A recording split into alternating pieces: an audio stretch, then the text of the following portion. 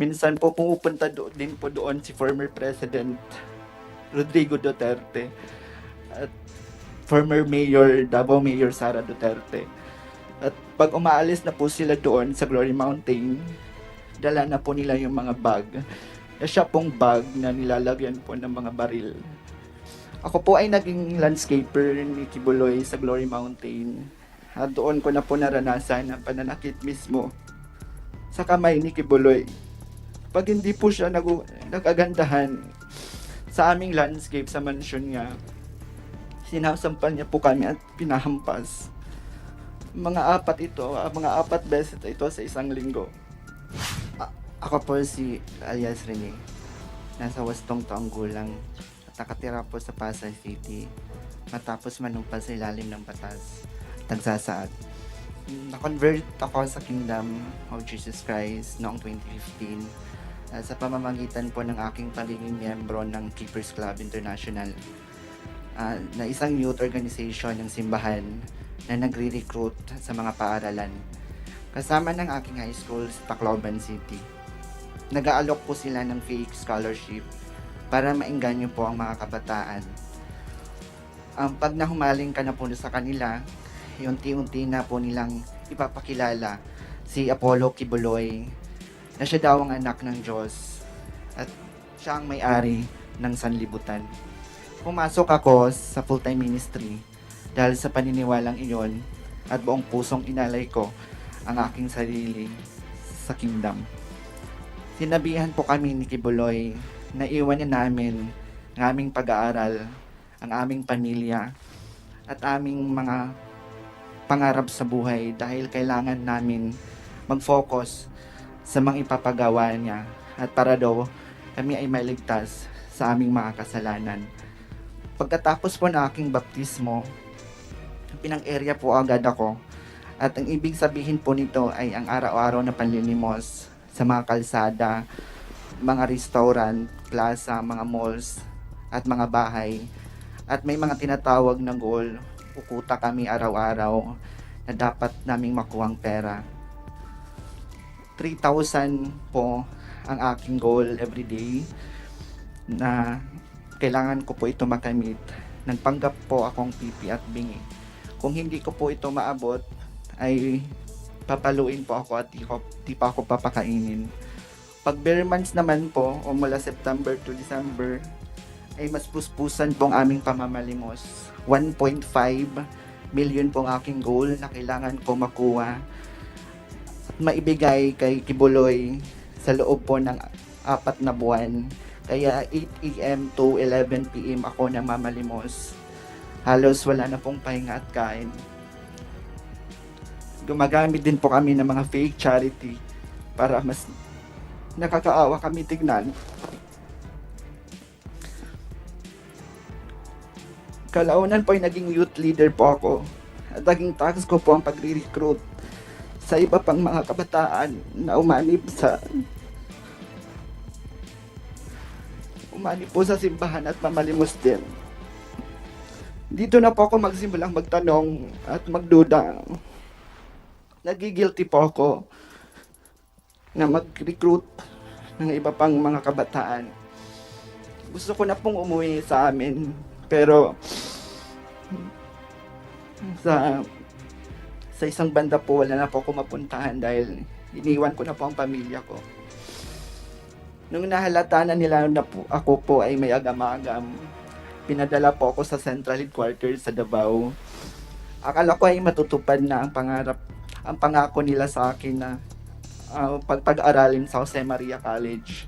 Pero dinala lang pala nila ako sa Glory Mountain, kung saan po dinadala yung mga sanction workers o yung mga hindi nakakakuha po sa mga kuta nila o ang kailangan ng pagwawasto. Ako po ay naging landscaper ni Kibuloy sa Glory Mountain at doon ko na po naranasan ang pananakit mismo sa kamay ni Kibuloy. Pag hindi po siya nagagandahan sa aming landscape sa mansyon niya, sinasampal niya po kami at pinahampas. Mga 4 beses ito sa isang linggo. Sa Glory Mountain po, pag dumadating po si Kibuloy sakay ng chopper, may dala po siyang mga malalaking bag na laman po ay mga iba't ibang uri ng baril. At nilalatag po ito sa tent, nakatabi po ng mansion niya. Minsan po pumupunta din po doon si former President Rodrigo Duterte at former Mayor, Davao Mayor Sara Duterte. At pag umaalis na po sila doon sa Glory Mountain, dala na po nila yung mga bag. Na siya pong bag na nilalagyan po ng mga baril. Noong 2020 po, nagpaalam po ako na umuwi sa amin dahil hindi ko na po kaya yung pananakit ni Kibuloy. Inassign naman po ako pero hindi po ako pinayagan. Inassign naman po ako sa personal assistant ni June Andrade na isang sa mga mataas na opisyal ng Kingdom. Kalagitnaan po ng 2020, ako po ay na-assign sa SME9 News sa Makati bilang pong researcher. 8 AM to 4 PM po yung duty ko sa newsroom. At 6 PM to 11 PM naman po ako namamalimos. Si Tina San Pedro po, na boss namin sa SMNI. Ay siya din nagsasabi sa amin na kailangan namin ma-hit yung aming mga goals. Minsan din hindi ko po ito naaabot dahil na rin sa pagod sa duty sa newsroom.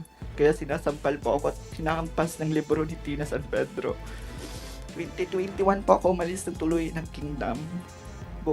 Buong loob ko at kahit natatakot ako, sabi ko hindi na ako magpapapigil pa. Nung unang araw yun nila ako payagan, pero kalaunay pumayag sila matapos ko sabihin na kakasuhan ko si Tina San Pedro. Pero bago po ako umalis ng SMNI, kinausap po ako ng SMNI CEO Marlon Rosete na wag daw ako magsasalita tungkol sa Kingdom, anong mga nalalaman ko, especially sa mga nakita ko sa Glory Mountain. Kung hindi, ipapakulong daw ako at mawawala ako dito sa mundo. Nanahimik po ako ng ilang taon. Bit-bit po ang trauma, ang aking mga pinagdaanan. Lalo na po ako ay member ng LGBTQ community. Maraming salamat.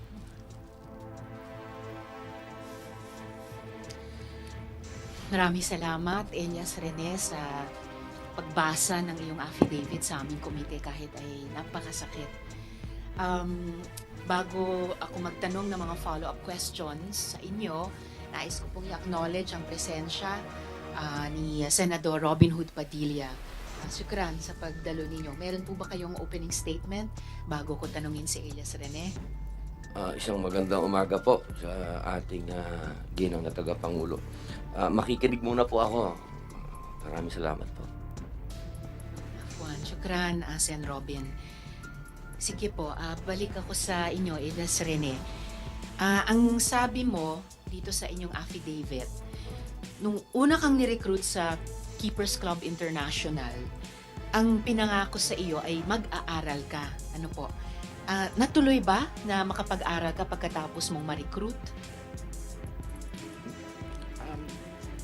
Yun po yung pinangako ni Kibuloy sa amin sa mga youth na papag-aralin kami sa Jose Maria College. Pero ang sinasabi niya sa amin is kailangan lang namin ma-hit yung mga goal na binibigyan niya sa amin every day at every month na 1.5 million. Sabi na is next year mag-aaral na kami pero hindi naman natuloy. So may condition pala yung pangakong makapag-aral ka at ang condition ay yung goal or yung quota na sabi mong halaga ng perang malilikom araw-araw or tuwing bar months. Yes po, Madam Chair.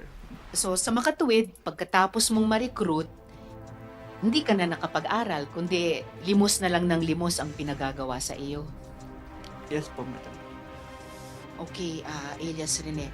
Siguro, isang huling tanong mula sa akin sa ngayon, ano po, nabanggit mo dito sa affidavit mo na nakita mo si former President Duterte at ang ngayong Vice Presidente na dating Mayor Sara Duterte. At pinaalalahanan kita, Elias Rene, tulad ng lahat ng resource persons, under oath ka. Makukumpirma mo ba ito na nakita mo sina dating Presidente Duterte at kasalukuyang VP, dating Mayor Sara Duterte, dun sa Glory Mountain? Before that, Madam Chair, gusto ko lang i-correct yung Sons of David Orchestra po, not Philharmonic Orchestra. Okay, so ibang pangalang orchestra, hindi Philharmonic. Opo, Okay. Madam Chair. Well noted. Ngayon, yung kino-confirm mo ba na nakita mo sa Glory Mountain si dating presidente at si dating mayor na kasalukuyang vice-presidente? Yes po, Madam Chair. Nakikita ko po sila sa Glory Mountain. At paano mo naman, isang particular na binanggit mo, paano mo nalaman na baril ang pinapasok sa mga bag? Nakita mo yung mga bag, paano mo alam na baril ang nasa loob ng mga bag? Yes po, Madam Chair, kasi pag pumupunta po doon si Kibuloy sa Glory Mountain, sakay po ng chopper. Meron po siyang mga dalang malalaking bag. Tapos yung bag po ay from helipad, sinasakay niya po doon, dinadala niya sa mansion niya. Tapos after nilalatag po sa ground, sa may tent po na near mansion niya. Tapos doon po nilalatag yung mga iba't ibang uri ng baril. So teka, ang nilalatag ay bag pero inilalabas ang laman ng bag? Nilalatag, baril po yung ang kinukuha from the bag, tapos ito pa inilalatag sa ground. Okay, so hindi lang bag ang nilalatag. After ilatag yung bag sa ground, dun sa tent, nakita mo na inilabas yung laman at nakita mo na ang laman ay baril na iba't Yeah. ibang klase? Yes po, Madam Chair. Okay, so kino-confirm mo yan sa komite na nakita mo ng sarili mong mata na inilabas ang laman ng mga bag at ang lamang ito ay mga baril na iba't ibang klase. Yes po, Madam Chair. Okay, maraming salamat, Elias Rene. Baka may mga tanong pa yung kami ng mga komite mamaya po. Ito pa pala, follow up lang, Elias Rene, para lalong mapatutuhanan, ma-confirm ang mga sinabi mo sa amin so far. Paano mo nakita? Paano mo nakita na baril ang inilabas sa bag? Di ba landscaper ka? Hindi ba kayo bawal lumapit dun sa tent? Yes po, Madam Chair. Mansion ni Kibuloy, dito lang po kami sa gilid, nagla-landscape. Tapos, sinasabihan po kami kapag pumupunta na si Kibuloy, ina-advisean po kami na bawal po namin sabihin yung mga nakita namin sa mga kasama namin doon sa Glory Mountain. Ganong kalapit o kalayo dun sa tent na pinaglatagan ng bag, yung tent na pinaglabasan ng mga baril, gaano kalapit o kalayo sa mansyon kung saan ka nagla-landscape, yung tent na yan? Malapit po, Madam Chair.